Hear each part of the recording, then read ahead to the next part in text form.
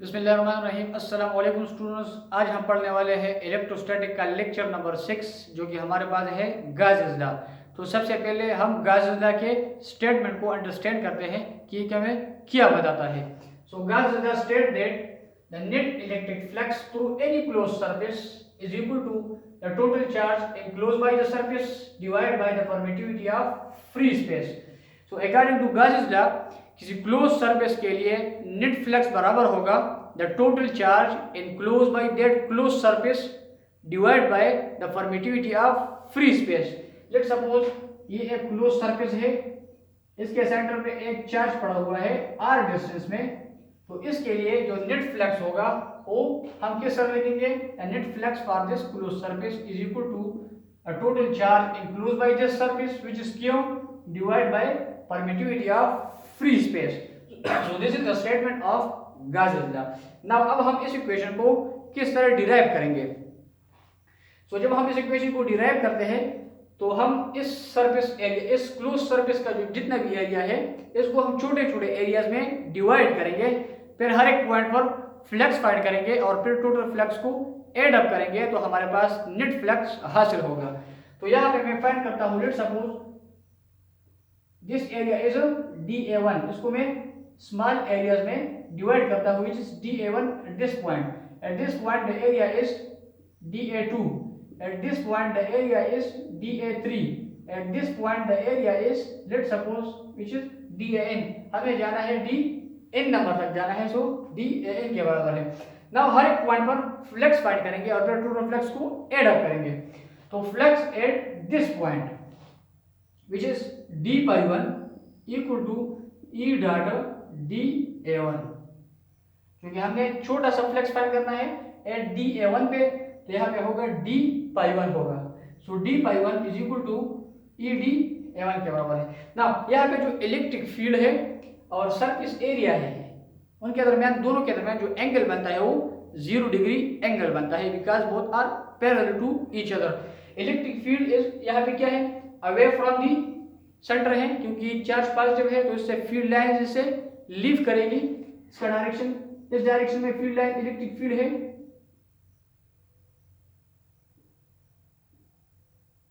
और surface area का जो डायरेक्शन है वो ऑलवेज होता है परपेंडिकुलर टू द सरफेस होता है, इस सरफेस के परपेंडिकुलर होता है या अवे फ्रॉम द सरफेस होता है या आउटसाइड ऑफ द सरफेस होता है। तो इसका डायरेक्शन भी इसी ही डायरेक्शन में है। सो दोनों जो है ये पैरेलल है, दोनों एक दूसरे के पैरेलल है। तो यहाँ पे जो एंगल बनेगा वो 0 डिग्री एंगल बनेगा। तो इसको मैं लिख सकता हूँ EDA1 cos of theta, and theta यहाँ पे क्या है 0 डिग्री है। सो EDA1 cos of 0 degree and cos 0 बराबर है 1 के बराबर है। तो फ्लक्स एट एरिया DA1 बराबर होगा EDA1।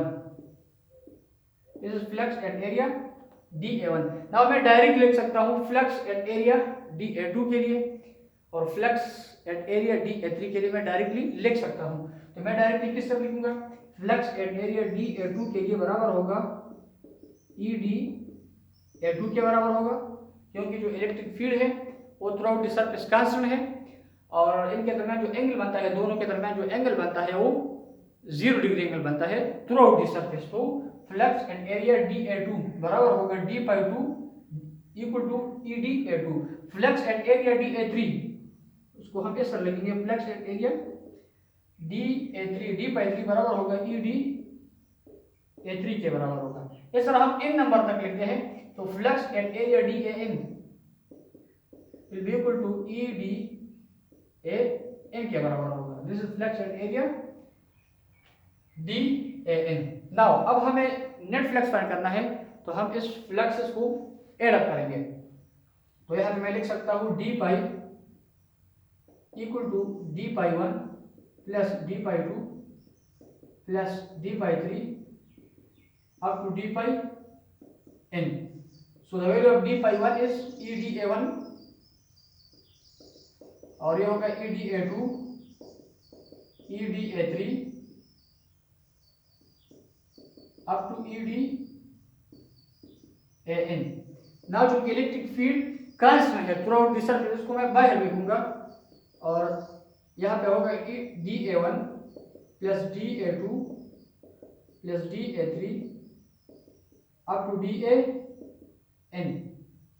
नाउ हमें फाइंड करना है नेट फ्लक्स, और ये है ये स्मॉल एरियाज के लिए फ्लक्स है।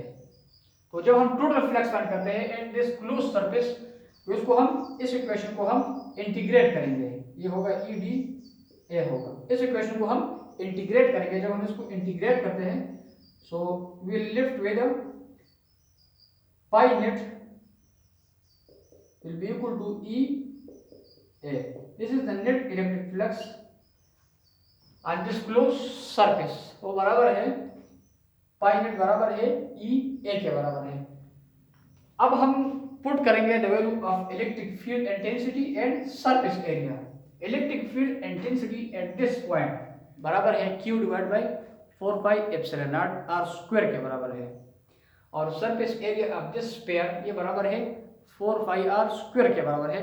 So now we will use these two values, electric field and surface area. तो यहाँ पे मैं वैल्यूज को पुट करता हूँ, the value of E and A।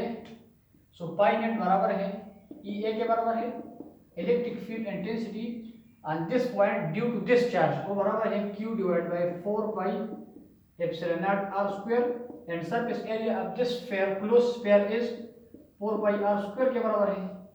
ये कैंसिल हो जाएगा and we will left with Q divide by epsilon naught. So this is the net electric flux on this close sphere, on this close surface, वो बराबर होगा Q divide by epsilon naught, which is the statement of Gauss law. इस close surface के लिए हम flux किस तरह लेंगे, the total charge enclosed by this surface divide by permittivity of free space. So इसको हमने इस तरह डिराइव किया। नाउ अब हम करते हैं एप्लीकेशन ऑफ गॉस लॉ। सबसे पहले कंडक्टर को हम कंसीडर करते हैं इनसाइड द कंडक्टर जो चार्ज होगा वो 0 के बराबर होगा। जब हम किसी कंडक्टर पर चार्ज जो है ना उसको चार्ज देते हैं कंडक्टर को, तो उस पर चार्ज अपीयर होगा और टोटल चार्ज रिजाइड होगा आउटसाइड ऑफ द सरफेस, और नेट चार्ज होगा इनसाइड वो 0 के बराबर होगा। तो सबसे पहले हम कंडक्टर के केस को स्टडी करते हैं कि इनसाइड द कंडक्टर जो चार्ज होता है वो 0 के बराबर होता है। Under the electrostatic equilibrium condition वो 0 के बराबर होता है।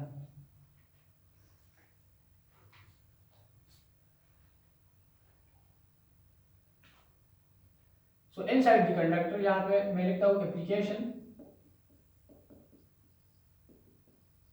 Of Gauss law. So number first जो है वो inside the conductor, inside the conductor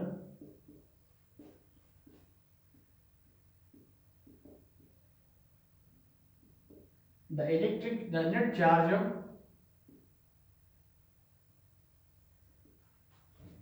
is 0 under the electrostatic equilibrium। Let's suppose यहाँ पे कंडक्टर है, इसको मैं चार्ज देता हूँ, जो चार्ज होगा वो इसके सरफेस पर रिजाइड करेगा और इनसाइड चार्ज 0 के बराबर होगा अंडर द इलेक्ट्रोस्टैटिक इक्विलिब्रियम। ठीक है, अभी किस तरह 0 के बराबर होता है, लेट्स सपोज मैं इस कंडक्टर को एक इलेक्ट्रिक फील्ड में प्लेस करता हूँ।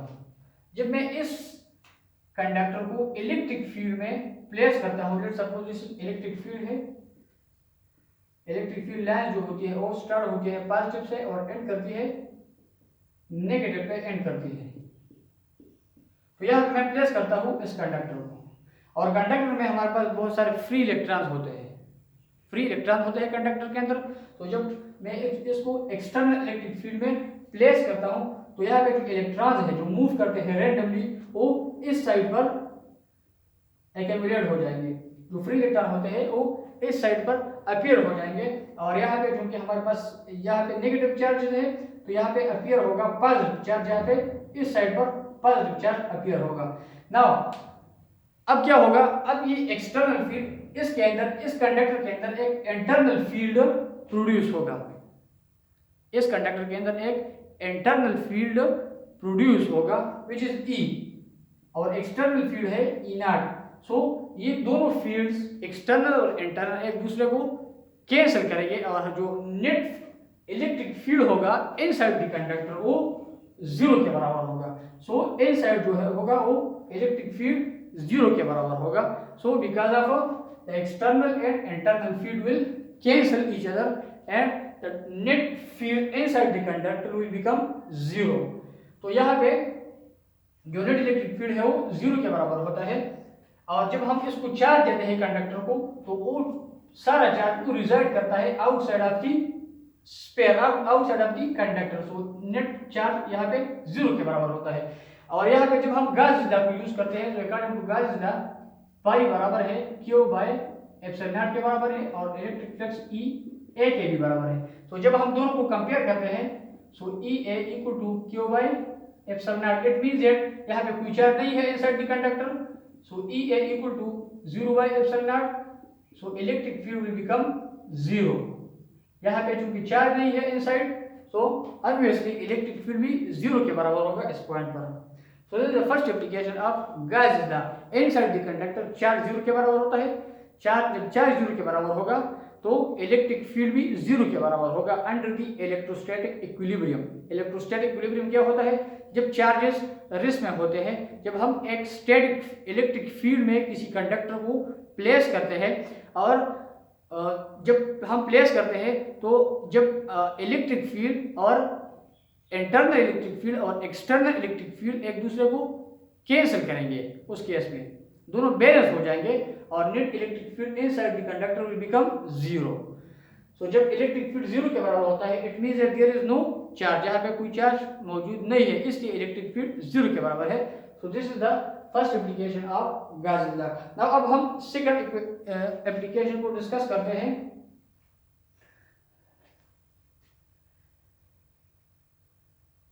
सेकंड जो एप्लीकेशन है वो भी रिलेटेड है, एक्सपेयर से रिलेटेड है। इसके ऊपर एक क्वेश्चन भी है, तो मैं क्वेश्चन को लिखता हूं। यहां पे मैं लिखता हूं क्वेश्चन को, find the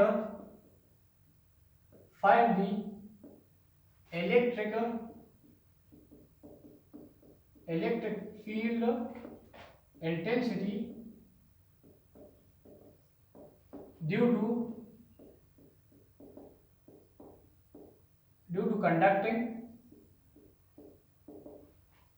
conducting spherical shell। Number first पे है आउटसाइड हमने फाइंड करनी है, और नंबर बी पे है इनसाइड। लेट्स सपोज यहाँ पे एक स्फीयर है, एक स्फेरिकल कंडक्टर है, इसका रेडियस r है, कैपिटल R है, और नंबर फर्स्ट यहाँ पे चार्ज रिजल्ट करता है, जो टोटल चार्ज है वो outside of the spherical conductor result करेगा और इनसाइड चार्ज जीरो के बराबर होगा। यहाँ पे टोटल चार्ज क्यों है, ठीक है। और हमने फाइंड करनी है इलेक्ट्रिक फील्ड इंटेंसिटी आउटसाइड, यहाँ पे इस पी पॉइंट पर फाइंड करनी है, और फिर सेकंड केस में इनसाइड फाइंड करनी है। तो जब हम इस पॉइंट पर इलेक्ट्रिक फील्ड इंटेंसिटी फाइंड करते हैं तो हम एक इमेजिनरी हाइपोथेटिकली गॉसियन सरफेस यहाँ पे ड्रा करेंगे, क्योंकि हमने इस पॉइंट पर फाइंड करनी है इलेक्ट्रिक फील्ड इंटेंसिटी। तो यहाँ पे मैं हाइपोथेटिकली इमेजिनरी गॉसियन सरफेस को ड्रा करता हूं इस पॉइंट के अराउंड, और यहाँ पे जो होगा यहाँ से यहाँ तक डिस्टेंस r के बराबर होगा, स्मॉल r। सो इस केस में जब हम आउटसाइड कैलकुलेट करते हैं, outside the sphere, outside spherical shell, conducting spherical shell, तो r होगा ये ग्रेटर देन कैपिटल R होगा, रेडियस ऑफ द स्फीयर से ग्रेटर होगा।